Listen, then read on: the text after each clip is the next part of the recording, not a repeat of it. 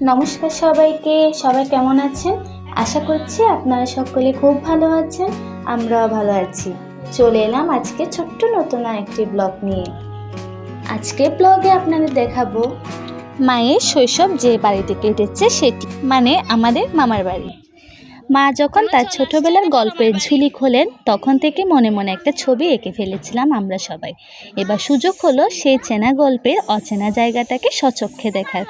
শাশুড়ি মায়ের চোখে মুখে এক অদ্ভুত চঞ্চলতা, যেন তিনি বহু বছর পর আবার সেই ছোট্ট মেয়েটি হয়ে ফিরে যাচ্ছেন তার প্রিয় আঙ্গিনায়।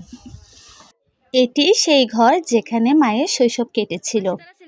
মা, মাসি, মামা সবার জন্মস্থান কিন্তু এই ঘরটিতে।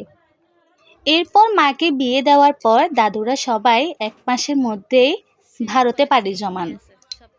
দাদুরা সবাই যদি এখন এই বাড়িতে থাকতো আমাদের কতই না মজা হতো আরো, তাই না? দাদু আমাদের জন্য কষ্ট করে রান্না করছে।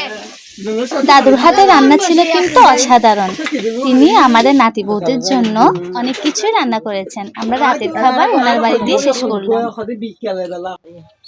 এরপরেতে সকাল সকাল আমরা ঘুম থেকে উঠে গিয়েছিলাম গ্রামের সেই কুয়াশাচ্ছন্ন সুন্দর প্রাকৃতিক দৃশ্য দেখার জন্য। আমরা সবাই বাইরে একটু হাঁটতে বের হয়েছিলাম। পিচ্ছিগুলো তখন বাসায় ছিল, মানে আমরা রাত্রিবেলা আরেকটা দাদুর মার আরেকটি কাকার বাড়িতে ছিলাম। সেখানে সকালে ব্রেকফাস্ট করে তারপর আমরা বেরিয়ে পড়লাম। সেখানে দিদা আমাদের জন্য নুডলস, ভাপা পিঠা সাথে তাজা খেজুরের রস দিয়ে আমাদের সকালবেলার নাস্তা করিয়েছিল।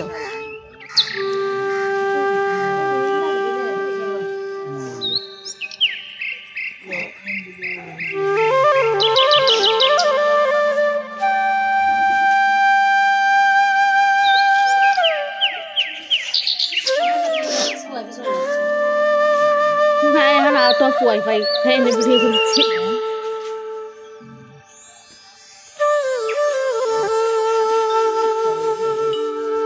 কিন্তু হালিয়া হালিয়া দাদা সেটা বার উঠে গিয়ে উত্তরে আলমিকা যে ও আর মান মান কইরে দেখবেন না নি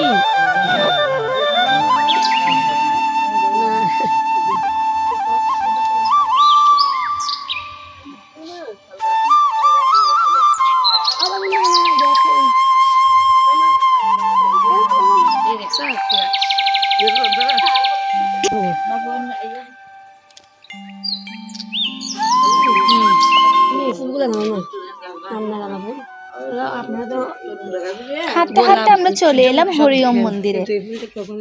চলুন আপনাদেরকে মন্দিরটা একবার দেখিয়ে আসি। নাম না জানা ফুল